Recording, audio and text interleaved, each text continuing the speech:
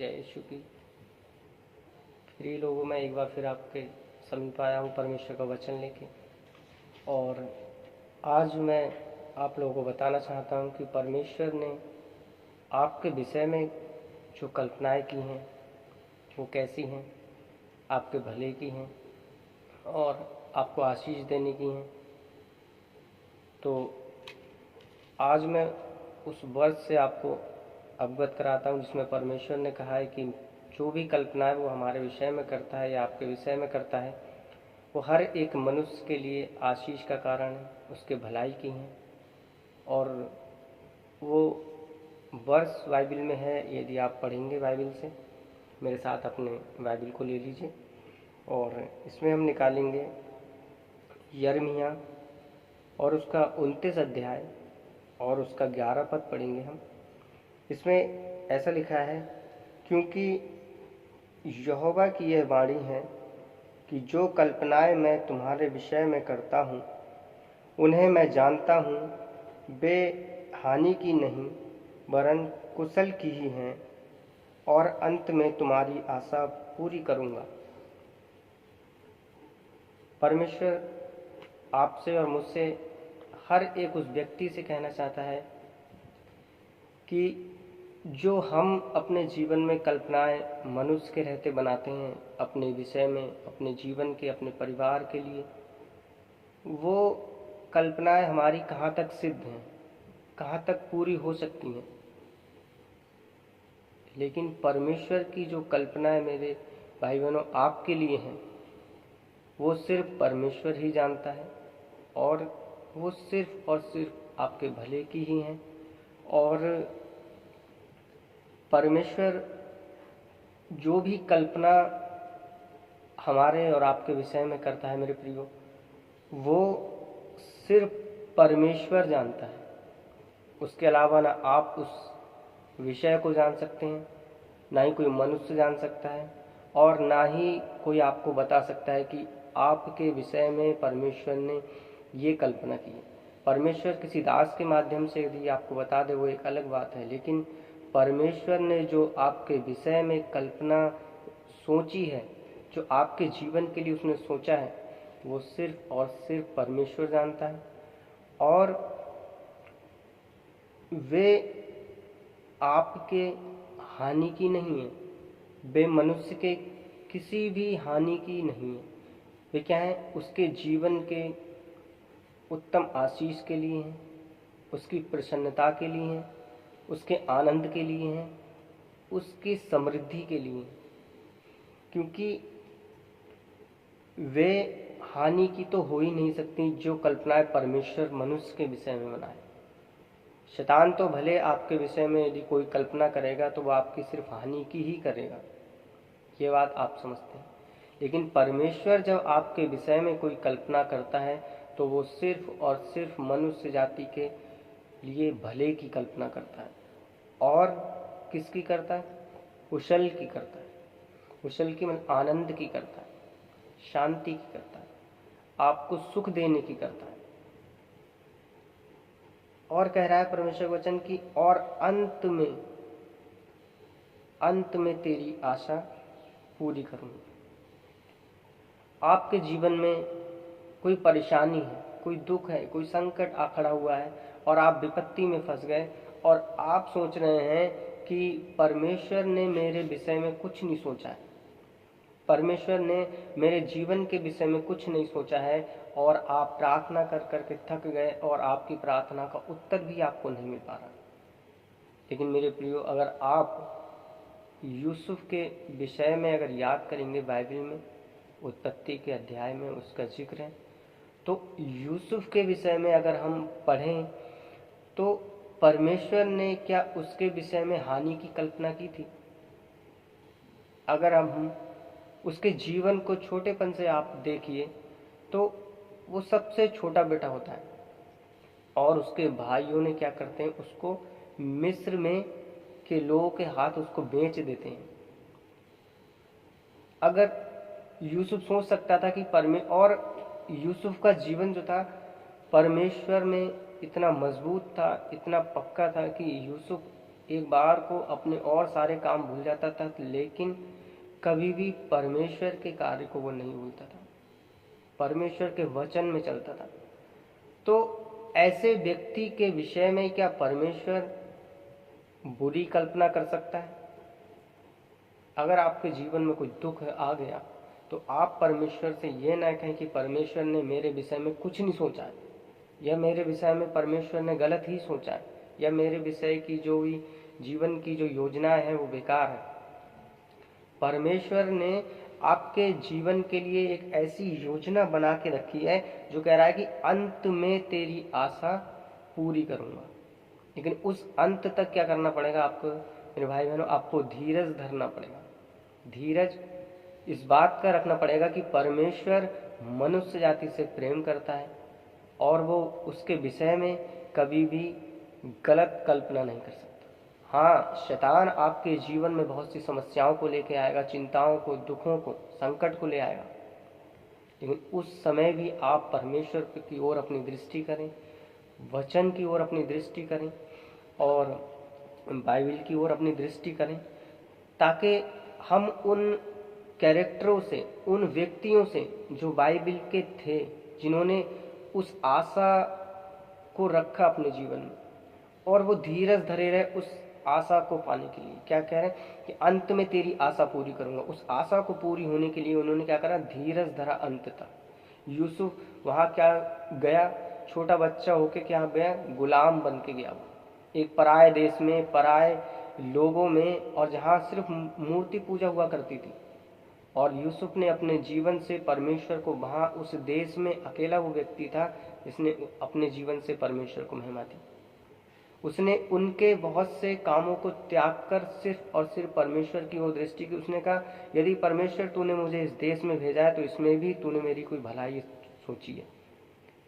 और उसने कभी परमेश्वर की आज्ञा का उल्लंघन नहीं किया, वो परमेश्वर में बना रहा। और आप और पढ़ेंगे उसके बारे में तो लिखा है कि उसने अपने जीवन को वहाँ कलंकित भी नहीं किया।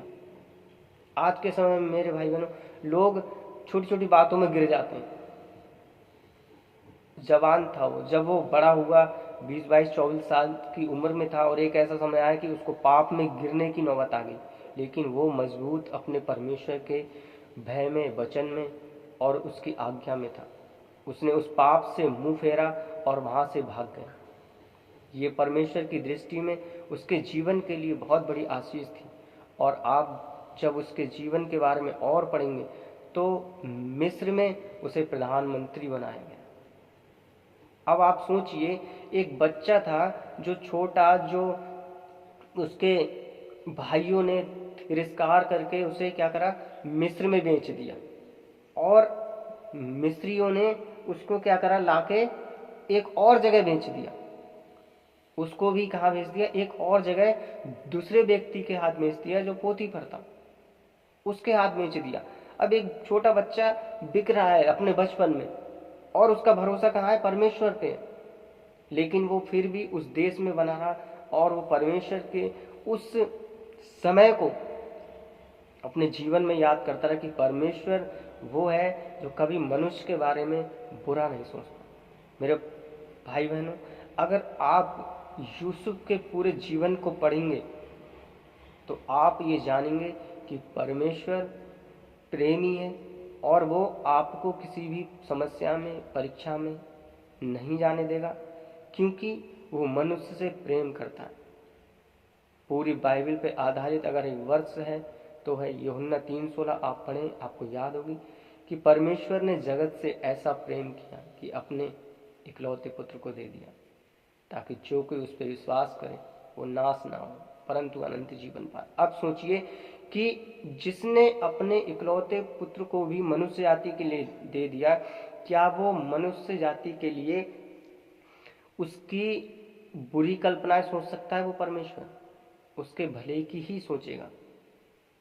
तो मेरे भाई बहनों, आपके जीवन में कोई भी दुख है, कोई भी चिंता, संकट आ गया, आप कितने भी बड़े कष्ट में, लेकिन परमेश्वर पे कभी ये दोष ना लगाएं कि परमेश्वर ने मुझे छोड़ दिया, परमेश्वर ने मुझे त्याग दिया है, मेरी प्रार्थनाओं का उत्तर नहीं दे रहा है।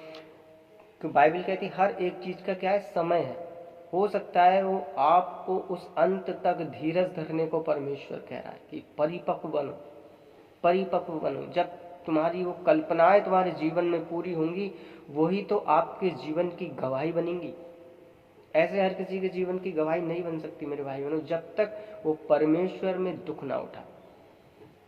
परमेश्वर के जितने भी व्यक्ति आप बाइबल के देख लीजिए, आप जितने भी कैरेक्टर आप बाइबल के देख लीजिए, हर एक व्यक्ति ने दुख उठाया और उस दुख में वो बना रहा, और अंत में उसे इतनी आशीष मिली।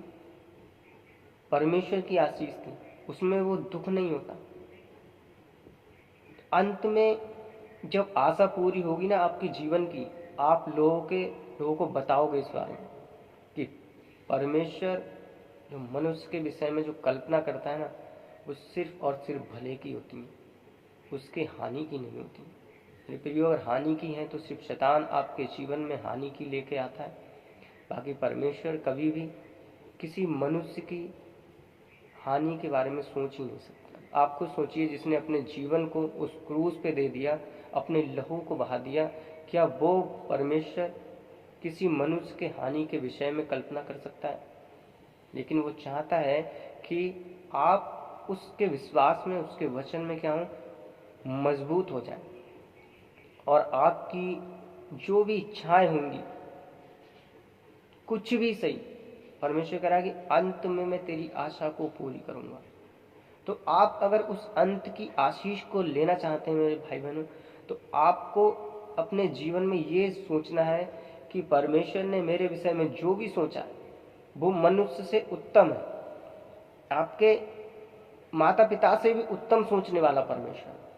हालांकि हर माता पिता अपने बच्चे के विषय में अच्छा सोचते हैं, गुड सोचते हैं, और चाहते हैं हर एक आशीष उसके जीवन में आए। हर एक काम वो करते हैं अपने बच्चे के लिए जो जिससे उसका जीवन और अच्छा हो, उसका भविष्य अच्छा हो। लेकिन ये क्या है, मनुष्य की सोच है, ये सिर्फ मनुष्य सोच सकता है।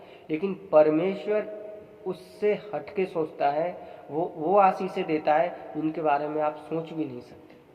क्या यूसुफ सोच सकता था कि मैं एक छोटा बच्चा बिक के जा रहा हूँ मिस्र में, और मेरी वहाँ पे क्या स्थिति होगी, मैं किस परिस्थिति में रहूँगा, मुझे क्या करना पड़ेगा? सोचा उसने कभी? लेकिन जब वो प्रधानमंत्री बनाया गया, और लिखा था कि मिस्र के राजा के बाद अगर कोई व्यक्ति था, पोतीफर के बाद अगर कोई व्यक्ति था, तो मिस्र में सिर्फ यूसुफ था। अब आप सोचिए, ये एक बच्चा जा रहा है बिक के, और वहां पे परमेश्वर उसे कितनी आशीष दे रहा है। क्यों? क्योंकि उसने उस अंत तक क्या करा, धीरज धरा, और अंत में उसकी आशा पूरी हुई, उसका पूरा परिवार मिस्र में वहां मिला। ऐसे ही मेरे प्रियो, आप परमेश्वर के इस वचन को पढ़ें, इस पर मनन करें, विश्वास करें कि परमेश्वर ने आपके विषय में जो भी सोचा है वो भला है। बहुत से लोग कहते हैं अरे अब कुछ नहीं हो सकता, वैसा हो गया वैसा हो गया, बहुत देख लिया। लेकिन आप इस तरह से अगर हिम्मत हारेंगे तो आप सोचिए, शैतान की जो योजनाएं हैं, शैतान ने जो आपके जीवन को बिगाड़ने की जो योजना बनाई है, उसमें आप उसकी योजना को सफल करेंगे, और परमेश्वर की योजना को क्या करेंगे, आप डाउन कर देंगे। जो परमेश्वर ने आपके जीवन के लिए बनाई है उस योजना को क्या करेंगे, आप धीरे धीरे धीरे डाउन कर देंगे। लेकिन जो शैतान ने आपके जीवन के लिए, आपके नष्ट करने के लिए, आपको समस्याओं में लाने के लिए जो बनाई है, उसको क्या करेंगे, आप ऊपर ले आएंगे। तो इसलिए शैतान के ओर से बहुत से लोग आपसे बातें करेंगे कि आप अब कुछ नहीं हो सकता, अब ऐसी परेशानी में फंस गए, अब समस्या है, अब यहाँ से तो ये लास्ट है, कुछ नहीं होगा। लेकिन आप अपने जीवन में इस वचन को पढ़ें कि परमेश्वर ने जो मेरे विषय में कल्पना की है, जो वो मेरे विषय में सोचता है, वो सिर्फ और सिर्फ मेरे भले की है, वो कुशल की है, मुझे आशीष की है, मेरी उन्नति की है। तब आपके जीवन में वो आशीष क्या होगी, पूरी होगी, और आप कहें परमेश्वर मैं उस आशीष को पाने के लिए अंत तक धीरज धरूंगा। आप वायदा करें परमेश्वर से कि परमेश्वर मैं उस आशीष को पाने के लिए अंत तक धीरज धरूंगा, चाहे मेरे जीवन में कितने भी कठिनाई आए, कितने भी दुख आए, कितना भी लोग कहें ये अब कुछ भी नहीं होगा, आप परेशान हो रहे हो, लेकिन फिर भी हमें परमेश्वर के उस वचन पर क्या करना होगा, विश्वास करना होगा, क्योंकि परमेश्वर का वचन क्या है, सच्चा है और वो पूरा होता है। इस वचन के द्वारा मेरे भाई बहनों आपको बहुत आशीष मिले, और मैं चाहता हूँ आप इस वचन को पढ़ें, इस पर मनन करें और अपने मन में, अपने जीवन में इस बात को हमेशा बोलें कि परमेश्वर ने मेरे विषय में, मेरे भाई बहनों के, मेरे बच्चों के, मेरे परिवार के विषय में जो भी कल्पना बनाई है वो मेरे भले की है, वो मेरे आशीष की है। तब आपके जीवन में ये वचन कार्य करेगा और आप अपने जीवन में उस आशीष को खुद आती हुई देखेंगे, और तब आप परमेश्वर के इस वचन पर विश्वास करके उसकी महिमा करेंगे। मेरे प्रिय भाई बहनों, आज इस वचन से आपको मैं चाहता हूँ आशीष मिलेगी, और आप इस वचन को ज़रूर पढ़ें और लोगों को बताएं। और आप यदि इस चैनल पे नए हैं तो प्लीज़ इसे सब्सक्राइब कर लीजिए और इसे शेयर कीजिए। मेरा इस चैनल का सिर्फ मेन मकसद ये है कि परमेश्वर की सेवा हो, और परमेश्वर की सेवा आप भी कर सकते हैं मेरे भाई बहनों, सिर्फ मेरे साथ मिलके। कि यदि आप इस चैनल को दूसरे तक इस वचन को पहुंचाते हैं, अपने प्रियजनों को, अपने भाई बहनों को, रिश्तेदारों को, तो उनके जीवन में भी परमेश्वर आशीष देगा। वो भी उस परमेश्वर के बारे में जान सकेंगे जिसे शायद वो नहीं जानते हो, या जानते भी हो तो शायद इस वचन के बारे में नहीं जानते हो। तो यदि आप इस वचन को उनके जीवन में शेयर करेंगे तो परमेश्वर इसका शेयर करने का भी परमेश्वर आपको आशीष देगा। क्यों? क्योंकि आपने परमेश्वर के वचन को बांट दिया। आप परमेश्वर की क्या कर रहे हैं? आप परमेश्वर का प्रचार कर रहे हैं। आप भी इस तरह से लोगों के जीवन के लिए क्या कर रहे हैं? प्रचार कर रहे हैं। परमेश्वर ने कहा कि जाओ जगत में मेरा प्रचार करो। तो प्रचार आप अगर बाहर जाकर नहीं कर सकते, तो अगर हम किसी, ऐसा नहीं कि आप सिर्फ यही वीडियो सिर्फ मेरा चैनल की, या मैं चाहता हूँ जितने लोग भी परमेश्वर की वीडियो बनाते हैं, जितने भी चैनल परमेश्वर के नाम से लोग चला रहे हैं, उनका मकसद सिर्फ पैसा कमाना नहीं, वो है सिर्फ और सिर्फ परमेश्वर की महिमा के लिए उन्होंने बनाए हैं, ताकि ये जो वीडियो होती है हमारी हर जगह जाती है, हर जगह देश के कोने कोने में पहुंच जाएगी, जहां हम नहीं पहुंच सकते। वहां पे कौन सा व्यक्ति ऐसा बैठा है जिसके जीवन में जाके ये वचन कार्य कर दे और उसका जीवन बच जाए? कौन सा व्यक्ति इस वचन को सुन के परमेश्वर में आ जाए और उसके आने की आशीष आपके जीवन में मिलेगी, और परमेश्वर इसके बारे में आपको सम्मानित करेगा। तो मैं आपसे कहना चाहता हूं कि जितने भी इस वीडियो को देख रहे हैं, या अन्य किसी भाई बहन की वीडियो देख रहे हैं, या आप अपनी बनाते हैं, तो जरूर दूसरों के जीवन में उसको शेयर करें, ताकि ये जो क्रूस की सेवा है वो निरंतर बढ़ती रहे। हम सबका यही मकसद है कि परमेश्वर का वचन इस पृथ्वी के कोने कोने में फैले।